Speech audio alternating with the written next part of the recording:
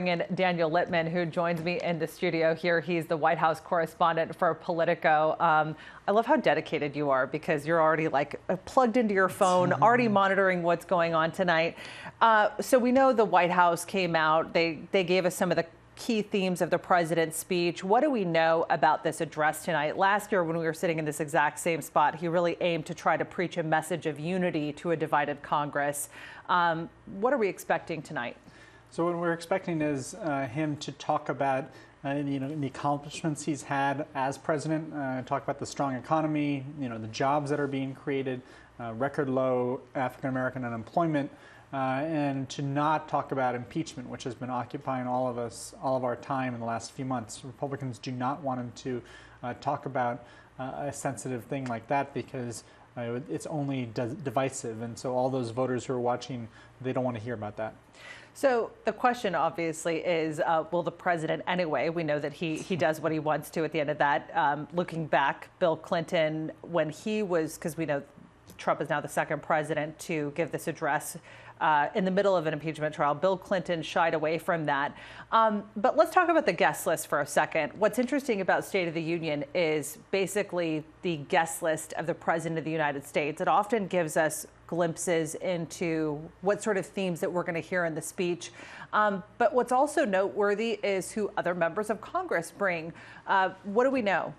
So what we know is that the White House released a list of around 10 or so names. Among them that I thought was interesting was a former top cop from Venezuela who had been fighting against the Maduro regime. President Trump has gotten a lot of criticism for kind of abandoning the cause after Russia is taking more influence in Venezuela. And so a lot of Venezuelan freedom fighters are concerned that Trump doesn't care about them anymore.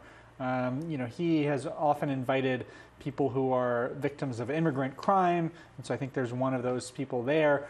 He has also said to TV news anchors at a private lunch today that he wanted to invite the conservative talk show host Rush Limbaugh.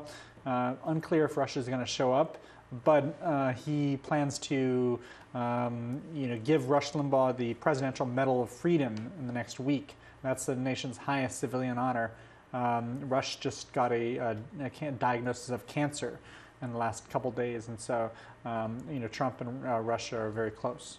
Interesting. I want to point out that I was not invited to that luncheon, and I am one of the anchors of the State of the Union.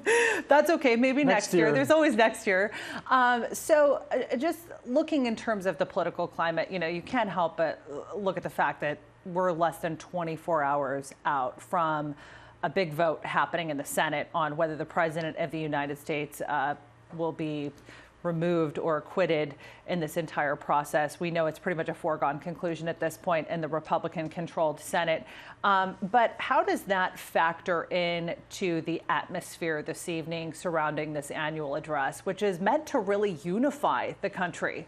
It'll be interesting to see how often Democrats come to their feet to applaud the president that they've been trying to get out of office and they consider a danger to the country.